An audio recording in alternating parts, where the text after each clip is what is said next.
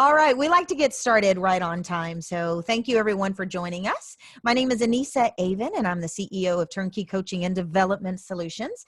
And this talk is digital recruiting, making the shift to an online recruiting strategy with our expert today, Jill Chapman, with many initials after her name, mostly related to organizational development and HR for sure. Hello, Jill. Hello.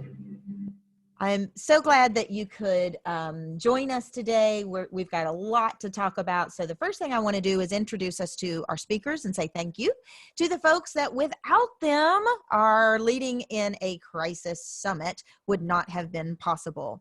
I'll introduce Insperity first. That works. Then you can go back. Oh, see, I'm changing everything on you. First, I want to say, no, you're good. First, I want to say thank you to David Whitmarsh and the Whitmarsh Consulting Group. David and his team of super talented folks specialize in multi-channel marketing, research projects, retargeting campaigns, and they are specifically qualified in the HR space and human resources information technology consulting. Our other sponsor is Insperity, which of course is Jill's friend there. So Jill's going to share with us a little bit more about that. But I want to let you guys know that Insperity has been very generous in providing a free HR financial analysis report and debrief. This is, in fact, a very high value freebie. We happen to know that 2020 has turned many of our HR friends' budgets and plans and strategic priorities on its ear. And this particular free report will take our business performance advisor over there at Insperity several hours to pull together. And it's a confidential report, budget analysis, and one-on-one debrief. The goal is to support you in just gaining insight into what's the real cost burden of being an employer and identify those costs associated with the life cycle of an employee, as well as compare your HR strategy and budget against successful organizations. So Insperity, you guys can take advantage of this at turnkeycoachingsolutions.net/HR report. And it looks like, am I still seeing your screen there, Jill? Probably not, because what's the one thing that you hate happening when you do a presentation? Is your internet going out? So the internet went funky on me, and on top of that, we have the lawnmower right behind me now. So. Well, it looks like it was intermittent, which is a good thing. So I just wanted to say thank you also to the fabulous team of experts that have helped bring about this Leading in a Crisis, actionable business and HR strategies for navigating crisis and change. That group has included my team, and my team really rallied. We have 40 plus experts and counting. We will be meeting and sharing their insights every Wednesday and Thursday throughout April and now into May. So do check back often at our Leading in a Crisis Summit area. I know you're getting emails. If you're getting too many, there's a little button where you can say, send me less. Do let us know what talks you'd like to see, what experts we can bring forward. I want you to know that if there is a topic or a focus that you'd like for us to share, I will scour our network and their network in order to bring that expert forward in that talk. So let's introduce you, Jill. Share with us your expertise. What makes you the expert on this? There we go. Yeah. There we go. What makes you the expert here on this digital recruiting, and what are we going to learn today? Right. So basically, my gray hair comes naturally because I have more years than I'd care to admit to in the recruiting space. So this is what I've done my entire career in some form or fashion, and I've watched it. I've watched it change tremendously over the years to a place now where we are talking about taking it almost fully digital. There is still opportunity for the humanness in human resources and in recruiting in particular, but I think that I think more than anything, this COVID-19 experiment that we're all living with has taught us that we've got to be nimble enough to be able to move to a more digital environment. And I think it's just paving the way for us to do something different moving forward, COVID or no COVID. So. Yeah, I think that's fair. Yeah. And I do believe that we've got many of our peers who absolutely have openings, and the COVID-19 situation is going to make those openings filling those openings very different than Right. pre-COVID, post-COVID, et cetera. So Right. I'm looking forward to what you have to share. Yeah, it's been really encouraging. Our numbers for recruiting have, we certainly have some opportunities on hold at Insperity, but last weekend, for example, more than 200 people found new jobs through us just over the weekend, from Friday to Monday. So that's fantastic. People are still hiring. So it's not like this has stopped just because of COVID-19. Beautiful. So let's talk about this for a minute, because when we talk about digital recruiting, yes, I think perhaps some of you who are tuning in today or listening to the recording are wanting to know, how can I do this fast? How can I do this just to kind of get me through this COVID-19 and the work from home programs that we all have? But this is really an entire process. So I want to talk to the idea of digital recruiting going all the way back from how we advertise or how we source for our candidates, how we go and look for our candidates, to maybe making some of this mobile applicable, because surprisingly, so many employers still haven't built that bridge to make mobile enable their job requisitions for the community. I also want to talk a little bit about moving your assessments from something that you might have done on paper or in person to something online. We'll talk about social recruiting, and we will spend some time on virtual interviewing because all of this is important, and it's important for us to build something that's going to last, as I keep saying, post COVID-19. So I think that many of us have played with these ideas, maybe going with social recruitment perhaps, or maybe even adding the mobile phone element to our packaging. But COVID-19 entered, we had to stop and think, should we just suspend hiring? Well, a lot of us can't suspend hiring, right? So what are we going to do to be able to accommodate those candidates, to be able to move from a face-to-face environment to a virtual environment? And if we invest in some of the technologies that help us with this, or invest our time even in some of the work that needs to be done to be able to do this, how can that live on later on when we all come back to the office, if you will? There are a number of employers, as I've mentioned before, that have said, nope, we're just going to pick it up and take it virtual. Google, Amazon, my company, Insperity. We're all using the digital technologies to be able to fulfill our hiring needs. So doing it virtually isn't that difficult. But let's go ahead and take a look at the entire gamut of what we can do with this sort of thing. I think that, first of all, what we need to think about is the business case for why would we want to do this? Well, again, we can't suspend hiring just because some of us are having to work from home. We have needs, and possibly we have needs that have erupted because we are working from home that didn't exist if we were all back in the office. I think that this whole COVID experiment is showing us a lot of areas in our organizations where maybe we had gaps before, and some things that we might not have recognized so fully until we move to this more of what I'm going to call a results-only workforce, right? Where we're seeing everyone's output and seeing how they're managing their work every day. So I think it's brought up some gaps for us, and perhaps we need to solve some of those situations. Well, if we move to an environment where people can work from home, doesn't matter where their home is, right?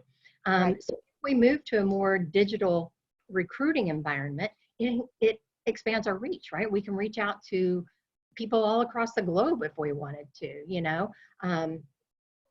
and I think that, I get it. Unemployment's sky high right now, and it's probably going to grow some more before this is all over. But at some point, the economy is going to reopen, right? And furloughs are going to end, full-time hours and wages are going to come back. And then we're going to be right where we were before this happened, in a talent war. And so if we can build in these things that extend our reach to look at pools of people that we might not have considered otherwise, I think that's a great business case for going digital. Also, just the efficiencies of doing something like this. If you can source, if you can select, if you can hire candidates with tools that take less time, and less bandwidth of your employees probably, then I think that that's much more manageable and a better use of our resources and our time and attention. So again, that speaks right to the higher ROI. Yeah, there may be some things that you have to invest in to make this work, to take you from where you are now to where you want to be. But I think the ROI of people who have been doing this for a while have seen that that it is there. You're going to be more efficient. You're going to hire more effectively. You're going to be able to hire the top performing candidates in a very in a compressed time frame. And I think that that's pretty simple for higher ROI. You know, the fact of the matter is there's billions of people on the internet, right? 4.4 billion, something like that. And so whether they're reading the news or they're shopping or they're, you know, making their post-pandemic travel plans, whatever they might be doing. But the internet has revolutionized our lives. Why wouldn't it revolutionize the way that we go about trying to identify our candidate pool? You need to be online if you're not already. So we have to kind of back up. We can't just jump into virtual interviewing. I think we have to talk about how do we get people engaged in the process at the outset so that they're ready for a virtual interview, right? And so that means that you've got to build in a solid social media strategy, right? And if you don't already have a social media presence, that has to change. All the stats, they speak for themselves that employers who use social media to hire, they see about a 50% improvement in candidate quality.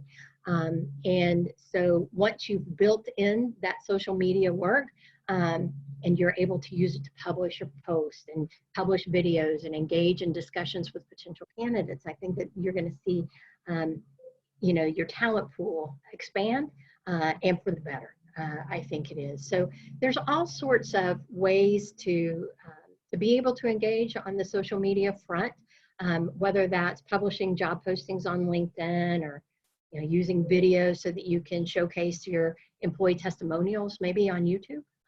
Or you can tweet about company awards or company events that you're doing. You could establish a presence on Facebook, and then also not even those popular ones that you think about, but your industry may very much have like some social media platforms that are very nichey, you know, just for your industry. So again, that's a great way to connect.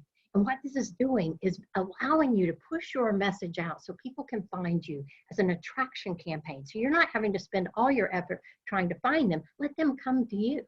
And the more that you can demonstrate who you are on social media as an organization, the more you're going to find the right talent stays in with you. And the wrong talent selects themselves out. And they say, you know what, that doesn't look like me, that doesn't act like me, that doesn't sound like me, I'm going to move on. But those who do gravitate to your messaging, do gravitate to your culture, those are the people who will stick with you and stay with you via a social media campaign. So there are some things that just some takeaways, I think, for you if you want to expand your social media footprint. And I think it does require some management. So whoever is good at this, and maybe you have 2 or 3 people within your own organization that live on some of these different platforms. Use those people. They already understand how to work the platforms, right? So you're not having to educate somebody. They see what other competitors are doing on there. They see what other companies are doing on there. So utilize their experience and then be able to offer them the opportunity to engage with your candidate pool via the various platforms. Some things that you want to remember, some takeaways are that you want to make sure that whoever you assign to do this is responsive, right? You don't want to let a comment or something to go unanswered or unaddressed, if you will.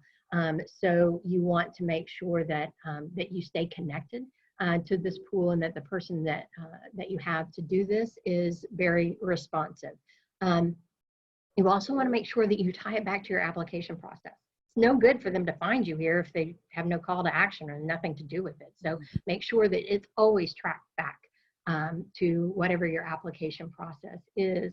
And also make sure that you're using hashtags smartly, because you can use hashtags on now every one of these platforms to be able to keep a conversation going with your audience, to be able to attract people in and then keep them up to date, if you will, by using the hashtags. And another thing not only just the people that you handpick to be able to help you manage this, but you also want to encourage all your other employees to use social media and engage with this candidate pool, you know, by way of posting testimonials or sharing insights or posting something fun that they're doing from home, you know, working from home and they had a happy hour or something like that. Yeah. You know, being able to share those sorts of things. So it becomes very real to that, to the group that you're trying to engage with. And then something else that I could share with you, that not a lot of people, I don't see a lot of people doing this, but I don't know if you're familiar with the term UTM. UTMs are these, sometimes you see them, they come after a URL, they're just a simple little string of text, really. And so a lot of times people will use these, and there's a site that for free will do this. It's called utm.io. And they'll add what social media platform you're using, and what medium is your ads, you know, published. So maybe it was you're on LinkedIn and your ads published on Indeed. So it would have LinkedIn and Indeed behind it. So you can track this back. You know where people are coming from. You know that they came because you posted on Indeed, and that they found it via LinkedIn or something along those lines. So that's a little tip or trick that not everybody's utilizing, but could be great in monitoring your metrics for how is social media working out for you as you try to reach your candidate pool. Well, and on that note, we're seeing clients who are really successful at that social media outreach, utilizing those tracking mechanisms to also invite their employees to share with their network in ways, many of them that offer that, you know, the $500 bonus if someone that you refer to us gets hired. And we know that from statistics that the likelihood of a candidate being a strong fit is more likely when it comes from a referral, when it comes from an employee that's already at the organization. And it's much more difficult to have an employee refer someone without their social media, without the mechanism that makes it easy for them to share. And so what you're sharing is making it a part of, it's not their only strategy, but a part of their digital recruiting strategy. At this point, it's not a, oh yeah, maybe we should do social media. It truly needs to become a piece of the equation. Is that what you're saying? Absolutely. Absolutely. If you're not there now, you need to be, because that's where everybody's hanging out, you know, your employees and your potential employees. So fish where the fish are, right? And that's why it's important. I think some of the things, because so you build a profile, so you build an account on these different social media platforms. You got to use it, right?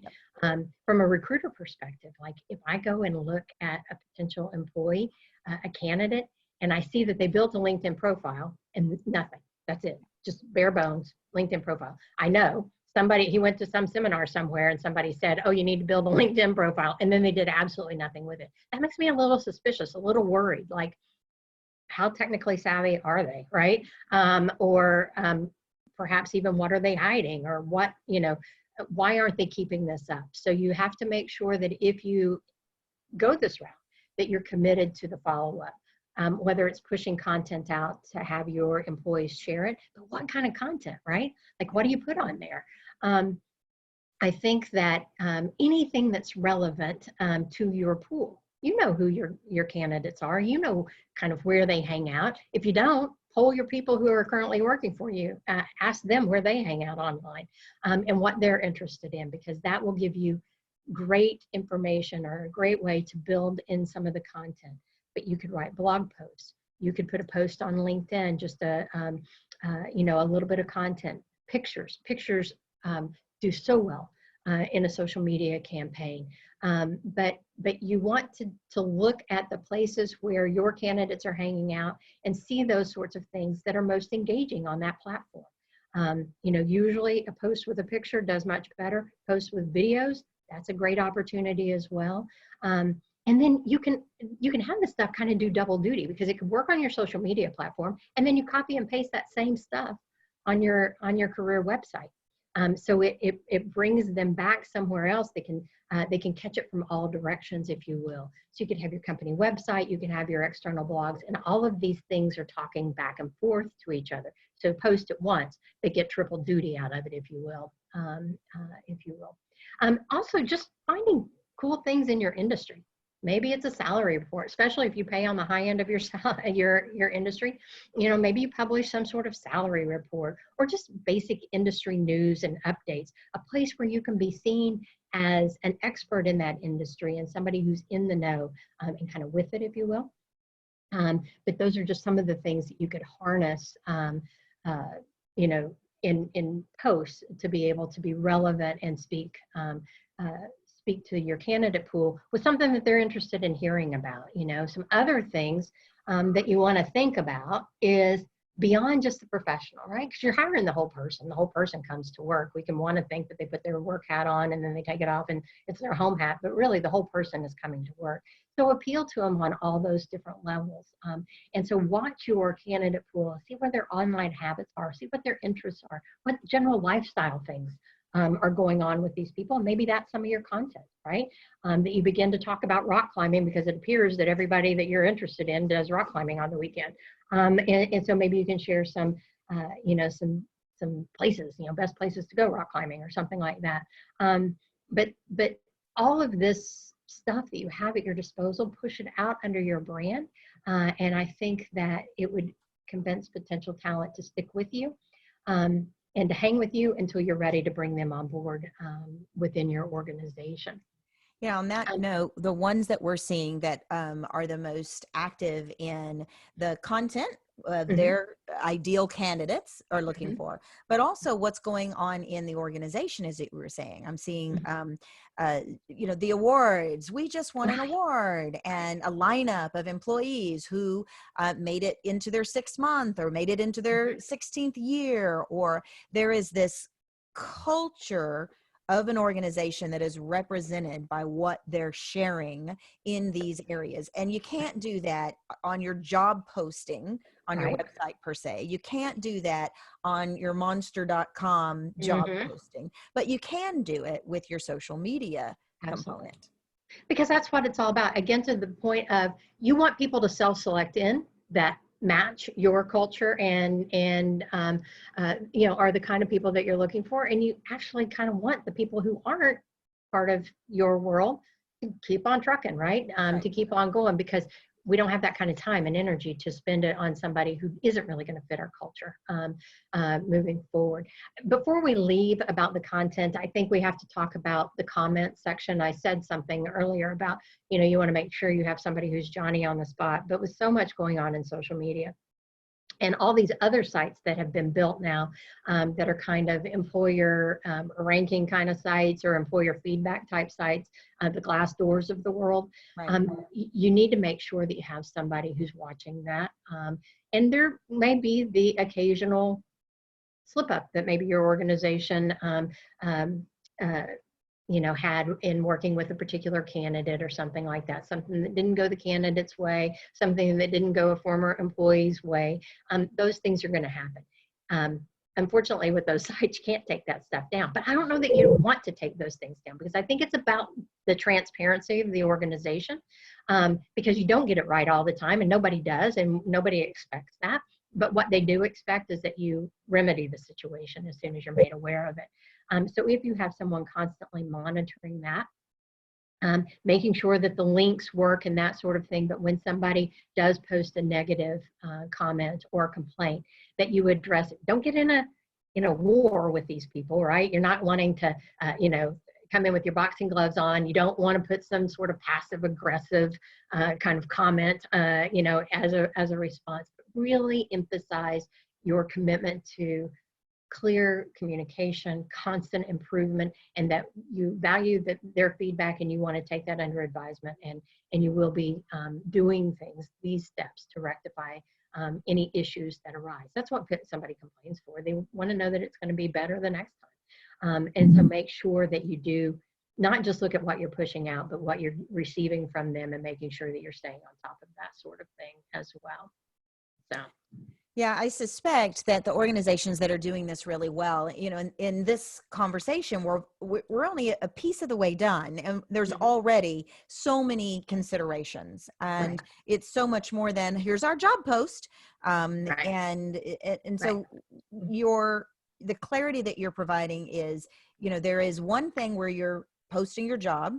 Here's, you know, people apply. And then there's another where you're selling your brand and your culture and all of those other pieces. And the right mix sounds like having someone that can be dedicated to the social media recruitment piece of it, or at bare minimum, making sure someone's got their finger on the pulse of it. Right. And it may be that you split it up amongst a team of people. Again, those people who are great on those platforms, use that skill. You know, they know how the platform works. They know what the expectations are on that platform. Just make sure that you do have somebody assigned to monitoring the feedback on any of those social media posts or on any of these employer ratings to keep your brand consistent and to keep it honest, if you will. And I think all that kind of goes to making this easy for the candidate experience. I cannot talk about recruiting without talking about the candidate experience, right? And that's so hard when it's your own organization to be kind of objective, if you will, about what the candidate experience is. So I am advocating that you take a look at your candidate experience from a candidate's point of view. Either you step out and shop the way that a candidate would find you online, you know, respond to the ads, go through the whole process. What does that feel like to be a candidate? Or pay somebody else to do it, you know, and just see where there's gaps, where there's issues, because again, we may be overrun for the short term with a candidate pool. That's not going to last for a long time. It's just not. You're going to find perhaps in your industry that people are going to want to move out of your industry because it wasn't deemed to be essential during this time, or certain skills. And so we're going to have a war for talent that's going to persist after this this pandemic is put to rest, if you will. So we've got to be managing that candidate experience.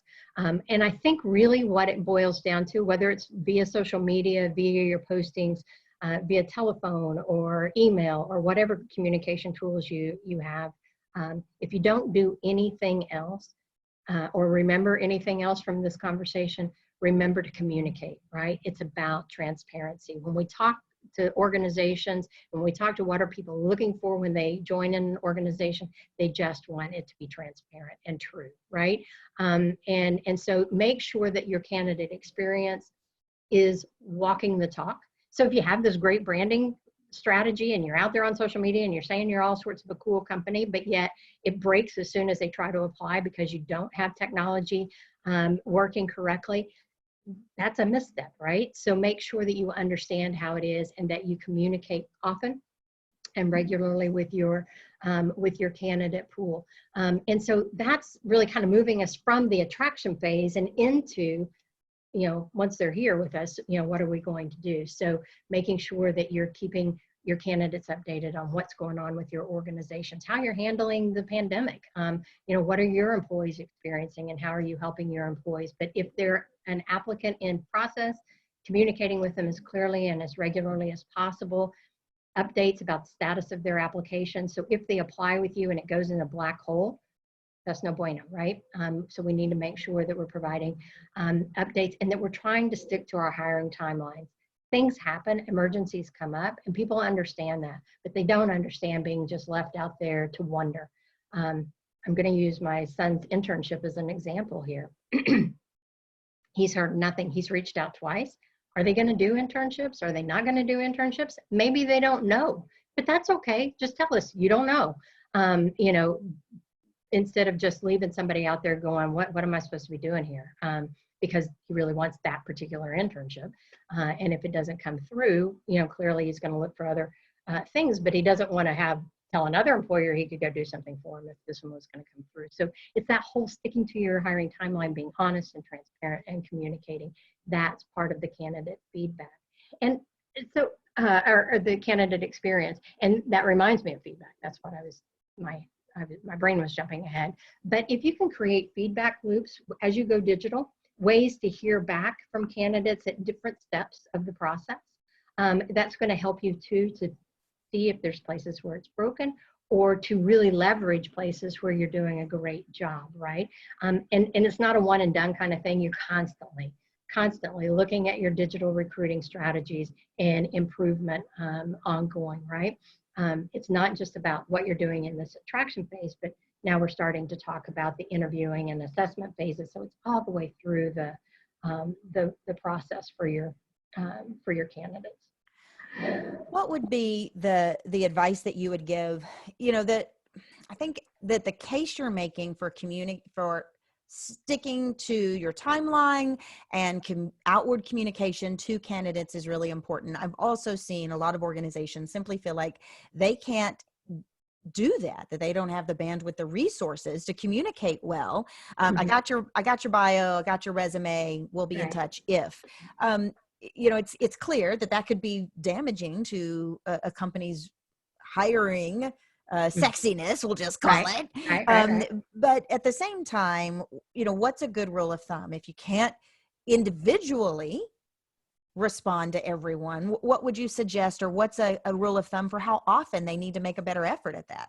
Right. So I think it has to do, I think it's a great case for going digital, right? And adding technology, this layer of technology into your process, because it can do some of this stuff for you, right? I don't know that you always have to be on the phone with everybody, but you could send out messaging. So you can blast messages if you, you know, if you've gone digital with your applicant tracking system, or you know, even if you just have to handpick everybody's email address and send it out via Outlook or something like that. But there's a lot of times that you can use technology to be able to do some of these things for you. Because again, I don't think that everybody expects that you hire them like that.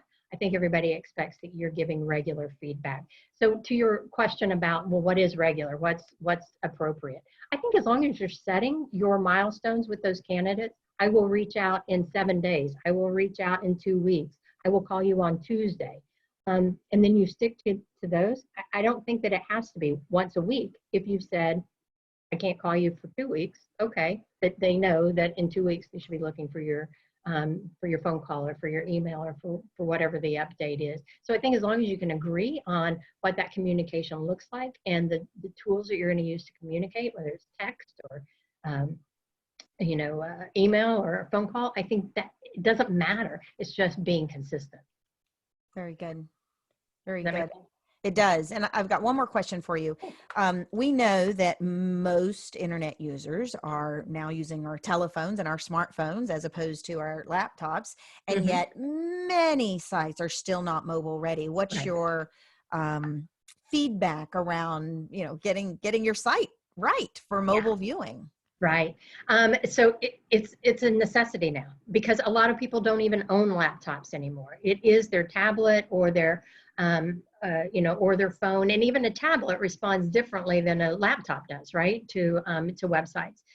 So if you haven't done that step, okay, maybe that's step number one, because that we're a mobile enabled culture. So people don't have time to go, oh, I need to remember that URL, and when I go home, I'll fire up my laptop and then no, you've missed your opportunity. So those one-step applies, those ways that you can make it where it's easy to see it on a mobile screen, a little bitty tiny screen that they're not scrolling, or it's half over here and half over there and you can't find the search bar, and you know, all those sorts of things is a necessity now, because that's the device that everybody's using to try to find you. Just like they found you on your social media network was probably on their phone, then make it easy to click through that and to make an application with you, or to request some sort of follow-up with your organization. And so it's not even a, if, you know, I wanted to do this, it's a, I must do this, right?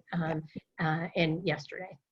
So if HR is going to go through the effort, make the effort to implement a digital recruiting strategy, number one is work with your IT department to get your career site mobile friendly.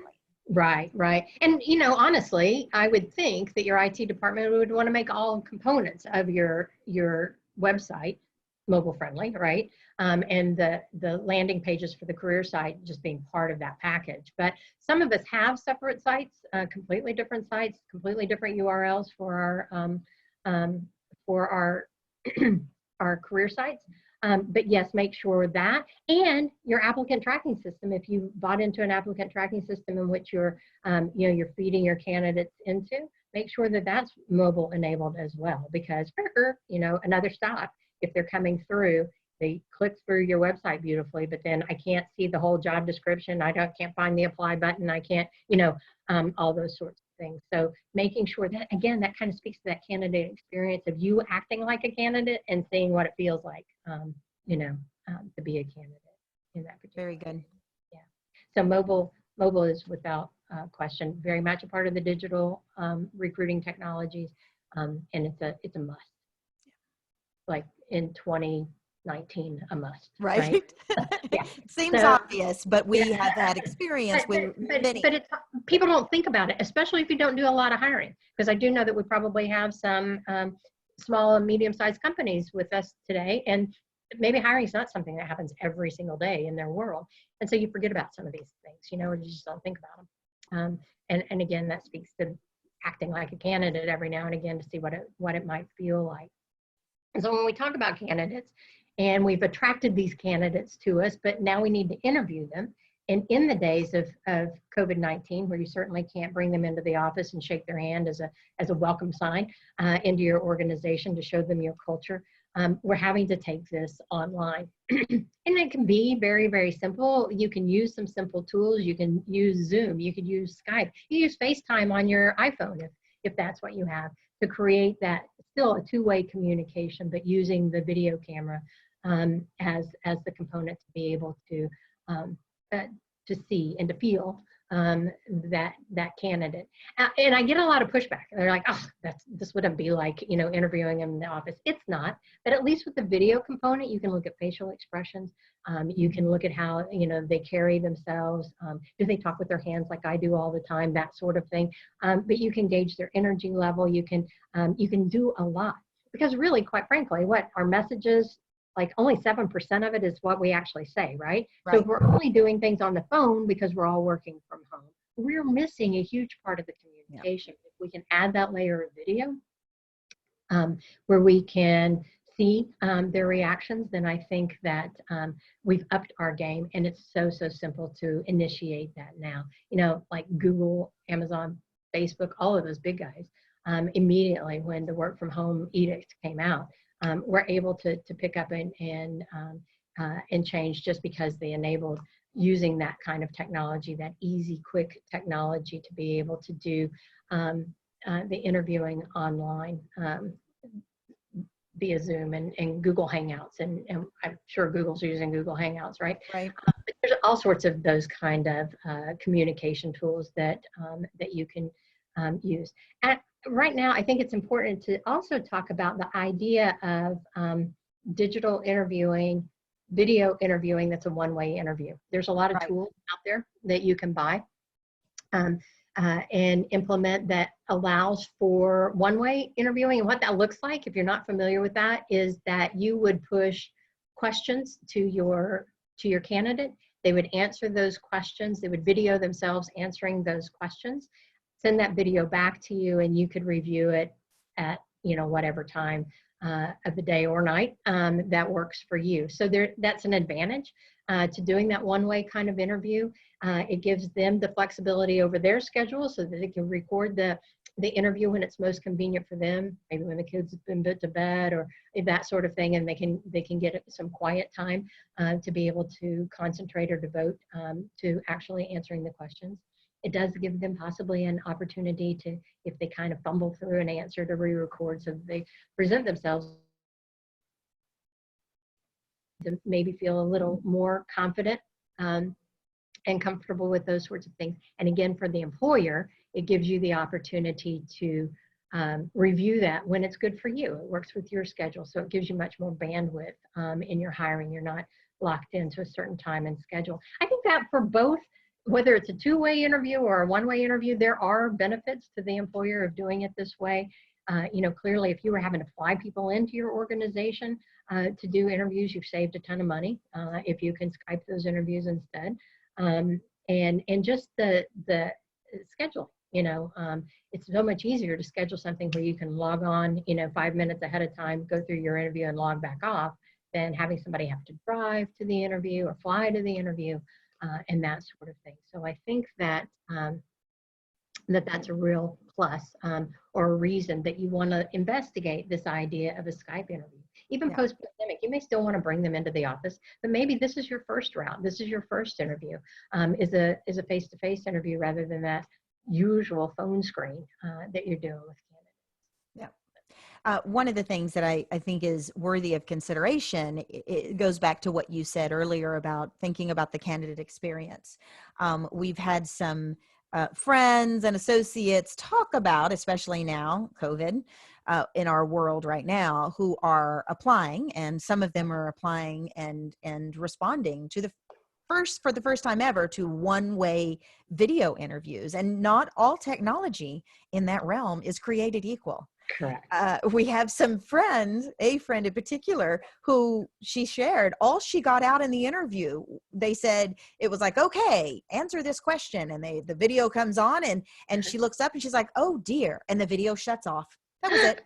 No chance to press pause, redo, replay. That was it. No, she was obviously not a right fit.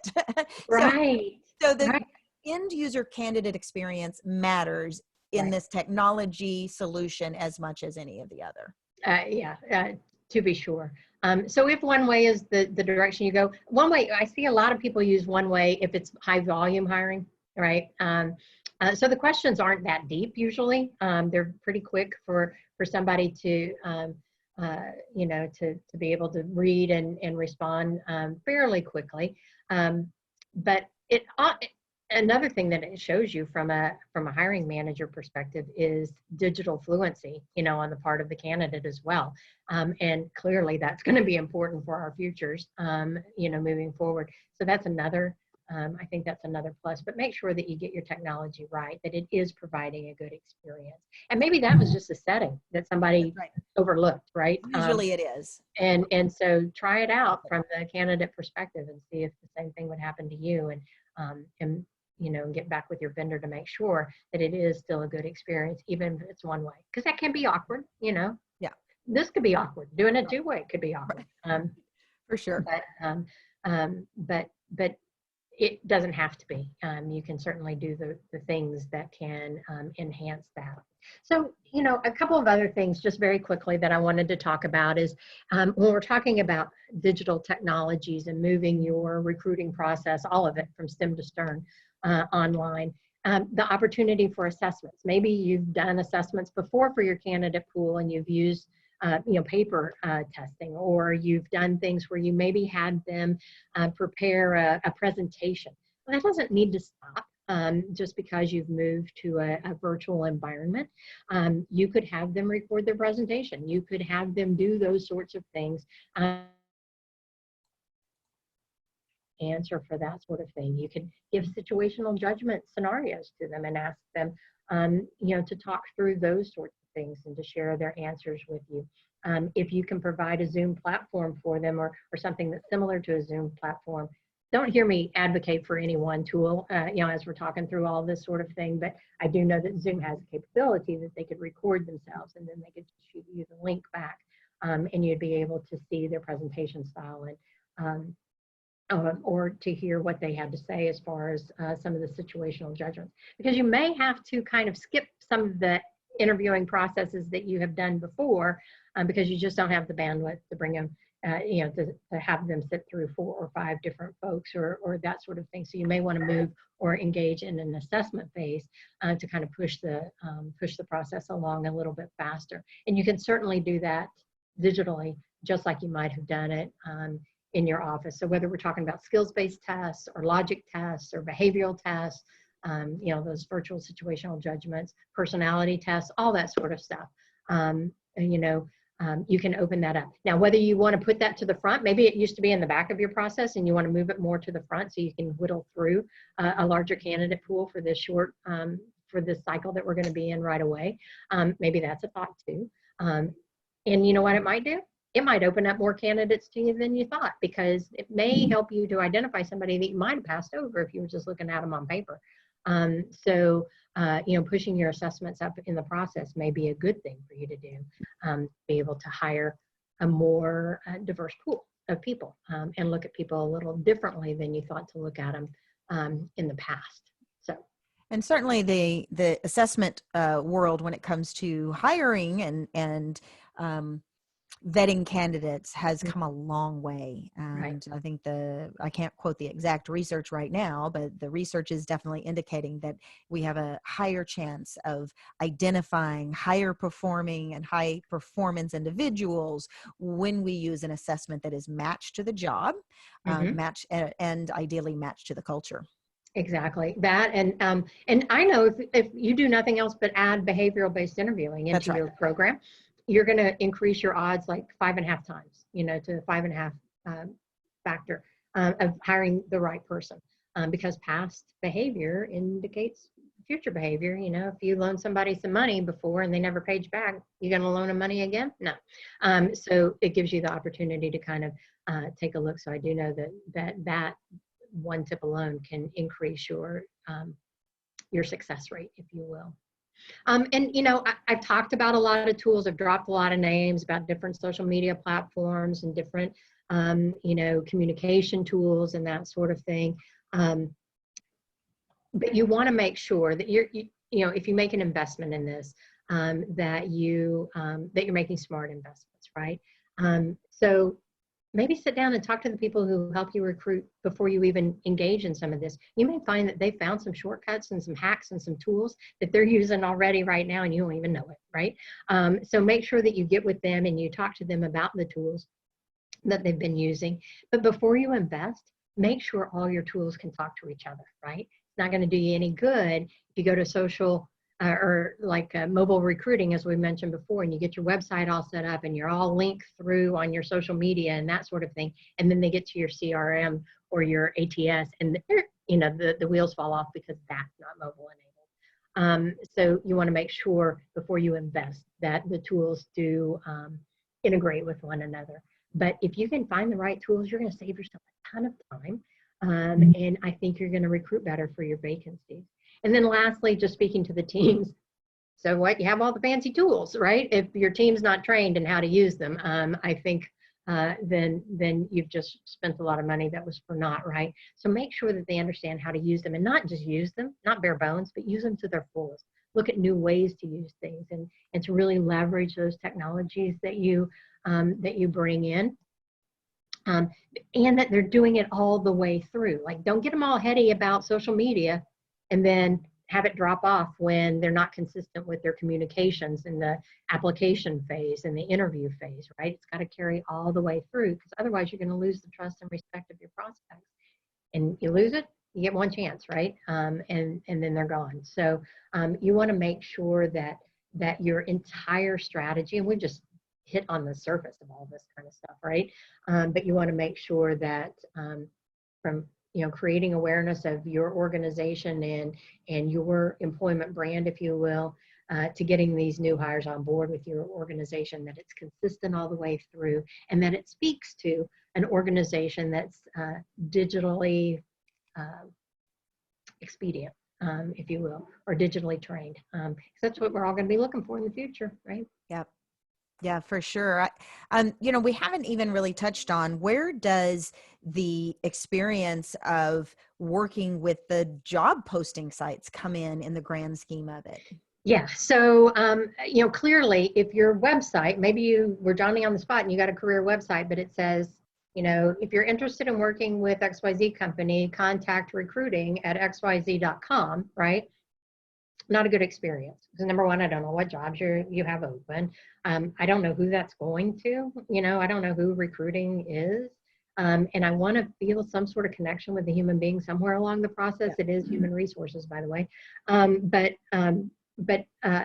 So your applicant tracking system or whatever methodologies, even if it's a spreadsheet, on the back end side that you're keeping up with your folks, you've got to have some mechanism to track and to make sure that you're staying in communication. So ATS's, applicant tracking systems, are somewhat affordable now. They run the gamut from being very simple to use to being very highly sophisticated, where you can push your social media and everything, kind of a one-stop shop.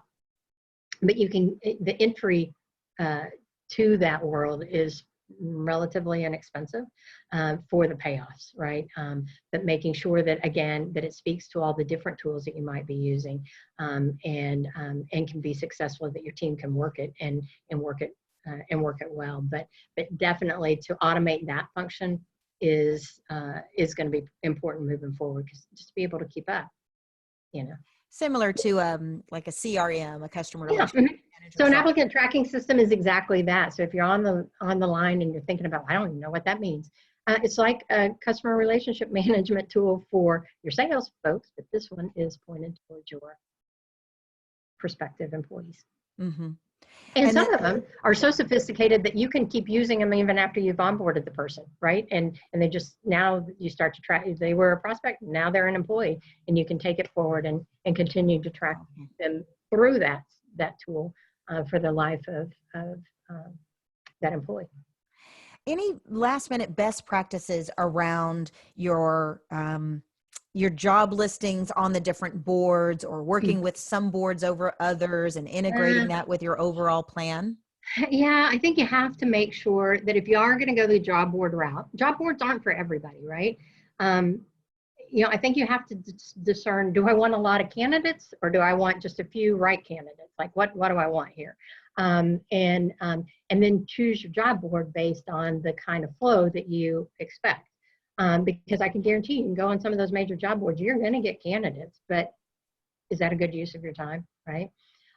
So you may identify that maybe there's a job board associated with your association, and that didn't sound right, a job board that's tied in an organization that you belong to, an industry association or something like that, that could get you more niche or right candidates because they have the experiences that you're looking for. So don't just say, oh, I have a job opening, I've got to go out here on the big boards. Maybe, but maybe not. Maybe there's other things. Maybe you don't have to go on a job board at all, and you can use social media as a way to attract the right talent. You know, LinkedIn has a job boards component. Facebook has a component. You can put your jobs on there, and a lot of the social media platforms you can promote a job posting. You can pay, and you usually just pay based on the number of people who click all the way through. And so it's a relatively inexpensive way to go about it. Yet the reach is huge, because how many people are on social media, right? But you have to have a good enough program that you've got a good presence on that social media, because you wouldn't want to do that if they come back and they see that you've had 2 posts on Facebook since 2018 and you don't look very robust. Right? That does not look good. Right. So again, it's all about that consistency from one place to the next, but making sure that they're all locked in and locked on. Any advice for our participants around the different levels of candidates that you're looking for? So let's say you're recruiting for your mid-level or your frontline or your executive team. How are those digital strategies different? And is that too big of a question to ask in 2 minutes? You're right. No, I do think that you can use those tools effectively at all levels. Like I said, those one-way interviews, that may be something that you want to engage with if you're hiring a lot of either technically savvy people that you want to kind of cut through some of that, or a lot of just repetitive hiring, right? And so those one-way interviews may be good. Maybe investing in a texting tool, a text blast type tool that can blast to especially skilled workers who aren't on their computers, aren't on the job boards necessarily, they're busy working, right? You want to be able to text to them and have them be able to respond whenever it's convenient for them. And there are some tools available where you can say, hey, we have this opportunity. If you're interested, text 69497 to this number or whatever. And via text, they can respond to some basic interview questions, or they can call in and record their answers to some basic interview screening kind of questions, and you can get through the stack a little bit easier that way. I would say with senior level talent, I think definitely to use some of the professional tools, the LinkedIn's, job boards that are really geared towards those people in higher salary brackets and higher skill levels, is the approach. Again, you're not trying to get tons of candidates, you're trying to get that one right candidate. And for mid-level, it's really, again, fishing where the fish are. And I think probably for mid-level folks, you'd like to have somebody who has some exposure to your industry, or maybe you don't. Maybe you want somebody fresh, and a new idea, but maybe to look a little bit more pointed at industry type sites could be a good tool for that. Okay. Wow. That hour went by really fast. Thank you very much, Jill. That was great. Thank you guys for joining us. I want to share with you guys just a couple of things. TurnKey Coaching Solutions has sponsored the summit, and we've got a couple of crisis management and outplacement programs and packages that we're putting out there as name your own price. Not because they're not valuable, not because we like doing things for cheap, but because we know that it is our role right now to be of service. And we know that many of our clients are having to do the hard thing and outplace some of their workers. So one of our high tech, high touch programs is an outplacement program that is name your own price. If you're in that situation and we might be able to support you, don't hesitate to give me a call. I also want to share with you guys a little bit about how to get in touch with us. And if you'll switch that one, there you go. One more. There we go. Our buy one, get one virtual training is also available, and those are around crisis management topics. And you guys give us a call anytime if we may be of service, 281-469-4244. And earlier we shared how to grab the HR report from Insperity, which was turnkeycoachingsolutions.net/HR report. So Jill, thank you so much. This was great. And I really appreciate you sharing your expertise. No worries. I'll see you next week. Next week. All right. Thank you, everyone. Take care, stay safe and healthy.